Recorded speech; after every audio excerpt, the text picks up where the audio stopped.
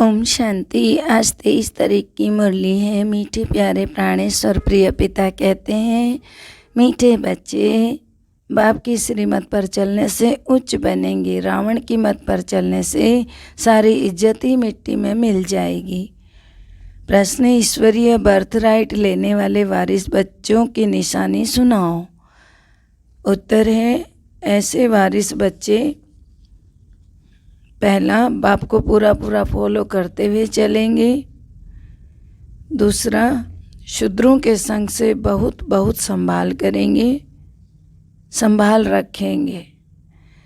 कभी भी उनके संग में आकर बाप की श्रीमत में अपनी मनमत मिक्स नहीं करेंगे।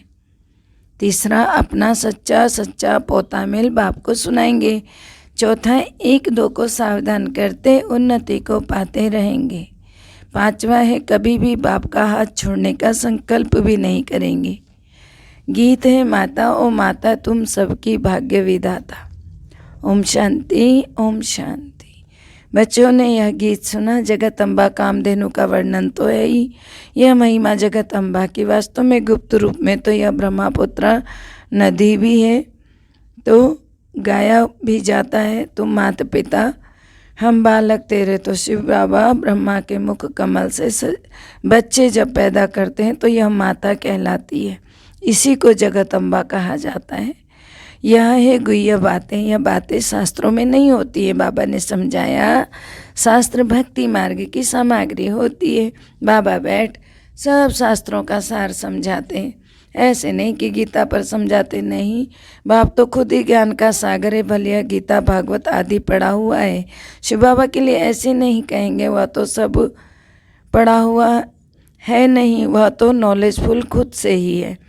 कहते हैं ना, मैं इस मनुष्य सृष्टि का बीज हूँ, सृष्टि के आदि मध्य अंत का मेरे में नॉलेज है। बाप कहते मैं इसका वर्णन करता हूँ इस ब्रह्मा द्वारा। फिर यह वर्णन प्रायः लोप हो जाएगा। क्या वर्णन करते हैं कि मैं इस मनुष्य सृष्टि का बीज हूँ और मैं वही वर्णन करने के लिए आया हूँ। बच्चों को और बाप को एक दूसरे से मिलते हैं।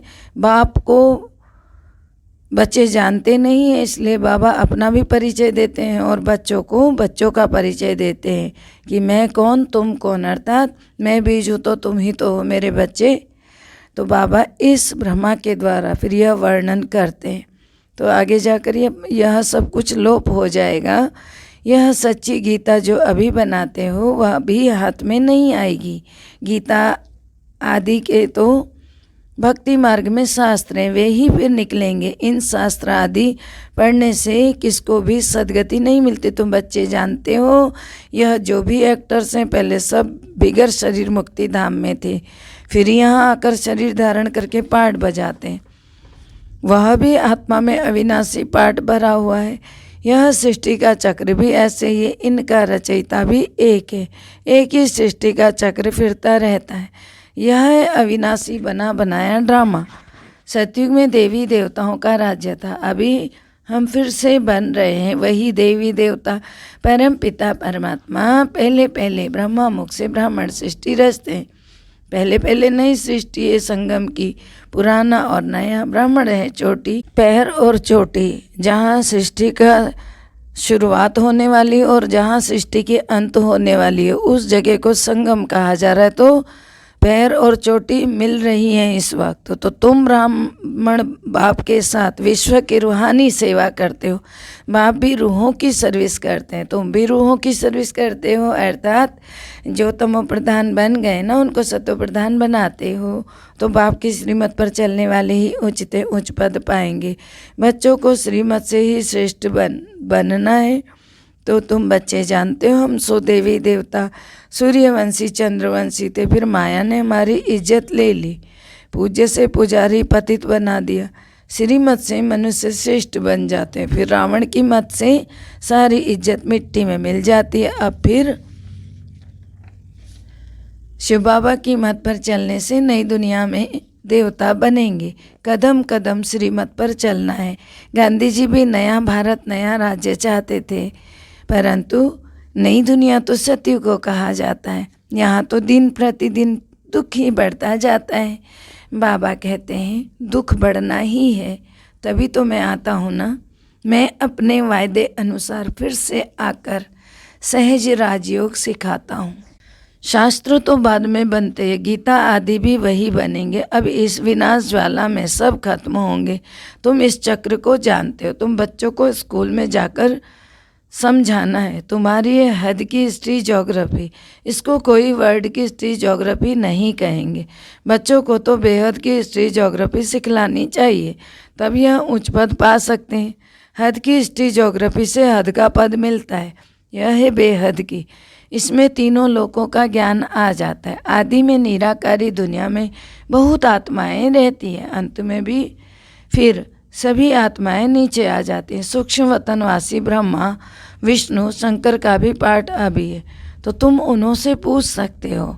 तुम जानते हो कि सतयुग में लक्ष्मी नारायण का राज्य था, फिर क्या हुआ? त्रेता के अंत तक एक ही लक्ष्मी नारायण का राज्य था। कितना समय राज्य किया और कितने एरिए पर किया? अभी तो देखो आसमान ज़मीन में भी पार्टीशन हो गए हैं। वहाँ तो ये बातें ही नहीं होती। वहाँ भारत में बेहद का राज्य चलता है। अभी तो कितने टुकड़े हो गए। ये सब मिलकर एक हो जाए सो तो हो नहीं सकता। बाप कहते हैं बेहद की हिस्ट्री ज्योग्राफी सुनाते हैं बाबा, तो 84 के चक्र में वर्ल्ड की हिस्ट्री ज्योग्राफी आ जाती है। और फिर साथ में पवित्रता भी जरूर चाहिए। अभी no purity, no peace, no prosperity, अभी तो कुछ भी नहीं है। पवित्रता भी नहीं है, ना सुख है, ना शांति है, कुछ नहीं है। तो मनुष्य समझते हैं सन्यासियों के पास जाने से शांति मिलती है। बाबा कहते हैं शांति तो तुम्हारे गले का हार है। वास्तव में अहम आत्मा का स्वधर्म पहला धर्म है शांत। तो आत्मा कहाँ की रहने वाली? शांति धाम की, निर्वाण धाम की। तो कैसी होगी? शांत होगी ना। जब आत्मा का स्वधर्म ही शांत है तो गुरुओं आदि से क्या शांति मिलेगी? अशांत करने वाली है माया। जब श्रीमत से इस माया पर जीत प्राप्त करे तब तो सतयुग में पवित्रता सुख शांति का वर्षा पाए। अब गुरुओं के अंदर तो खुद ही 5 विकार हैं, 5 तत्वों का बना शरीर 5 विकार वाले हैं। वो कहाँ से सुख शांति पवित्रता देंगे? खुद ही उसमें लिप्त हैं। तो वहाँ कब कोई कहेगा नहीं कि मैं अशांत हूँ। ये जब सुख शांति पवित्रता कहाँ मिलेगी? सतयुग में। कब? जब यहाँ से पाठ बजाकर बाबा के कहे अनुसार जो चलेगा, धारणा करेगा, उस अनुसार फिर निर्वाण धाम परम धाम में जाएगा, फिर वहाँ से नीचे उतरेगा। तो बाबा कहते हैं कि वहाँ कोई भी, इसलिए जो सतयुग में उतरेगा वहाँ पर शांति होगी। तो भारत में ही पवित्रता सुख शांति थी। अभी तुम शूद्र से बदलकर ब्राह्मण बने हो, इसका मतलब सतयुग भारत में बना था, तभी तो सुख शांति थी। इस समय भारतवासियों को यह भी पता नहीं कि हम किस धर्म के, हमारा धर्म किसने कब रचा। आदि सनातन देवी देवता धर्म का किसी को भी पता नहीं। आर्य और अनार्य देवताओं को भगवान भगवती कहते हैं, क्योंकि भगवान ने खुद स्वर्ग की स्थापना की है, परंतु उन्हों का नाम फिर भी देवी देवता है। भारत का आदि सनातन देवी देवता धर्म है, ना कि हिंदू। यह बाप सारी बातें समझा रहे हैं। यह भी तुम बच्चों की बुद्धि में नंबरवार बैठता है। बहुत बच्चे हैं जो शिव बाबा को हफ्ते में एक बार भी मुश्किल याद करते हैं। संग साथ ना होने के कारण याद भूल जाती है। इसमें तो संग चाहिए ब्राह्मणों का, जो 1-2 को सावधान करते रहें। शूद्रों का संग होता है तो कुछ असर जरूर पड़ेगा। बाप से पूरा वर्षा लेने के लिए फॉलो करना चाहिए ना। तो भले धंधाधोरी में रहते भी बाबा को सच सच लिखें कि बाबा हम व्यवहार में रहते, फैक्ट्री आदि में रहते, कितना याद में रहते हैं। अपना अपना याद का भी चार्ट भेजना चाहिए। बाबा कहते हैं कि समझे, बाबा भी समझे कि यह अच्छा पुरुषार्थी है। यहाँ तो कई बाप दादा को पत्र भी नहीं लिखते हैं। फिर बाबा कहते हैं कोई तो सतो प्रधान पुरुषार्थ करते, कोई फिर रजो प्रधान करते हैं, फिर कोई तमो प्रधान पुरुषार्थी है। तो सतो रजो तमो 3 तरह के पुरुषार्थी। तो बाबा कहते हैं पुरुषार्थी तमो जो होगा वह सूर्यवंशियों के पास आकर नौकरी करेगा, साहूकार के प्रजा के आगे जाकर नौकर बनेगा। जिसका पुरुषार्थ तमो प्रधान है जिसके अंदर पर चिंतन चलता है, इधर उधर की बातें, चुगलियाँ, भ्रष्टाचार की बातें, चोरी चकारी, किसी भी प्रकार का जो गलत बातें, जो मायावी बातें हैं, वो जिनके अंदर चलती हैं, वो वहाँ जा कर के नौकर चाकर बनेगा। अभी ढंग से पुरुषार्थ करना होगा। इनसे भी कम पद उसका होगा जो बाप के बनकर फिर आश्चर्यवत सुनंती कथंती फारकती देवंती, उनकी दुर्गति सबसे बुरी होती है। बाप का पूरा वर्षा लेना है तो पोता मेल भेजे तब बाबा रिजल्ट देंगे। पूरा पुरुषार्थ नहीं करते तो माया एकदम खा जाती। इसलिए बाबा कहते संग बहुत जरूरी है। कुसंग में जाते हैं लेकिन संग होना चाहिए, सत का संग। संग होगा तो समझेंगे हम ईश्वरीय कुल के। बाबा समझाते हैं स्त्री पुरुष तो हो भल साथ रहो, अगर आग लग गई तो खल्लास हो जाएंगे। बाबा कहते हैं ढेर बच्चे हैं, आएंगे भी और मरेंगे भी। ईश्वरीय बर्थ आसुरी बर्थ से ऊंच है।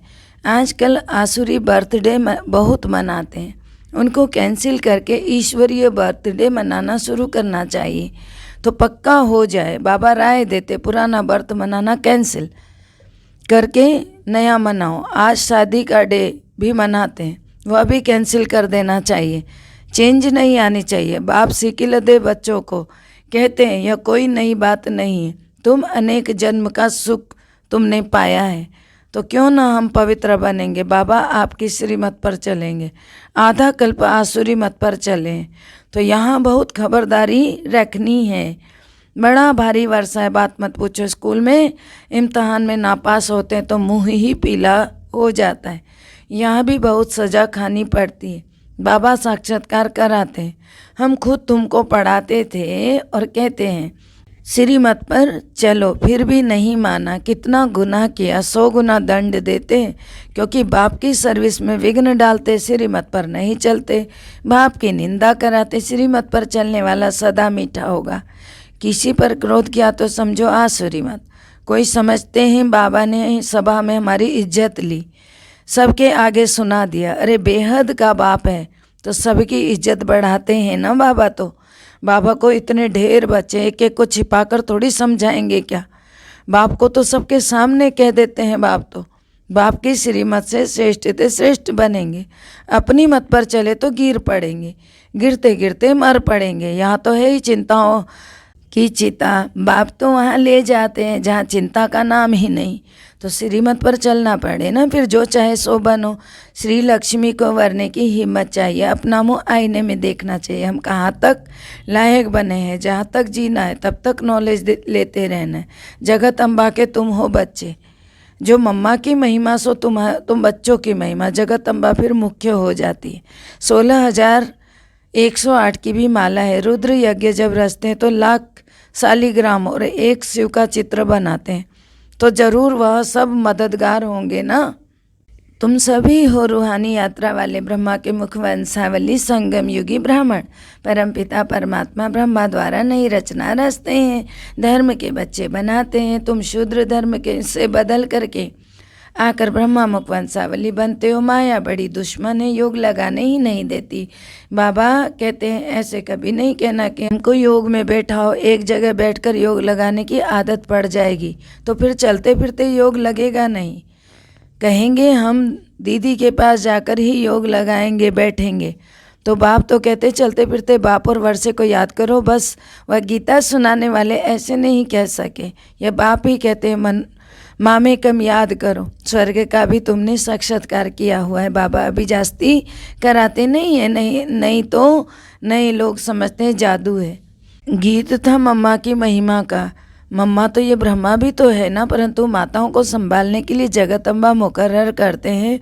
तो ड्रामा में नोद है, सभी से तीखी भी है, उनकी मुरली बड़ी रसीली है। तुम बच्चे जानते हो ये कृष्ण प्रिंस से अभी बेघर बन गए। श्री कृष्ण के चित्र को देख बताओ तुमने क्या कर्म किए जो स्वर्ग का प्रिंस बने हो। जरूर आगे जन्म में राजयोग सीखा होगा, जरूर बाप ही स्वर्ग का रचयिता है, उसने सिखाया होगा। अच्छा मीठे मीठे सिकिलदे बच्चों प्रति माता पिता बाप दादा का याद प्यार और गुड मॉर्निंग। रूहानी बाप की रूहानी बच्चों को नमस्ते। हम रूहानी बच्चों की रूहानी बाप दादा को दिल व जान से सिकवा प्रेम से याद प्यार नमस्कार। Good morning diamond morning. ओम शांति। शुक्रिया बाबा, शुक्रिया। धारणा है, पहला, बाप की सर्विस में विघ्न रूप नहीं बनना है। श्रीमत पर चल बहुत बहुत मीठा बनना है। किसी पर भी क्रोध नहीं करना। दूसरा, माया से बचने के लिए संग की बहुत संभाल करनी है। शूद्रों का संग नहीं करना है। बाबा को अपना सच्चा सच्चा पोता मेल देना। ईश्वरीय बर्थडे मनाना है, आसुरी नहीं। मीठे प्यारे बाबा का वरदान है, बाप दादा के स्नेह के रिटर्न में समान बनने वाले तपस्वी मूर्त भव। समय की परिस्थितियों के प्रमाण स्व की उन्नति व तीव्र गति से सेवा करने तथा बाप दादा के स्नेह का रिटर्न देने के लिए वर्तमान समय तपस्या की अति आवश्यकता है। बाप से बच्चों का प्यार है, लेकिन बाप दादा प्यार के रिटर्न स्वरूप में बच्चों को अपने समान देखना चाहते हैं। तो समान बनने के लिए तपस्वी मूर्त बनो। इसके लिए चारों ओर के किनारे छोड़ बेहद के वैरागी बनो। किनारों को सहारा नहीं बनाओ। स्लोगन है, शीतल बन, दूसरों को शीतल दृष्टि से निहाल करने वाले शीतल योगी बनो। शीतल बन, दूसरों को शीतल दृष्टि से निहाल करने वाले शीतल योगी बनो। ओम शांति। सबका भला हो, सब सुख पाएं, सब परमात्मा से जुड़ जाएं। सबका भला हो, सब सुख पाएं, सब परमात्मा से जुड़ जाएं। अंत समय में अपना जीवन सफल बनाए, मुक्ति जीवन मुक्ति को पाएं, सबकी मनोकामना पूर्ण हो जाए। ओम शांति।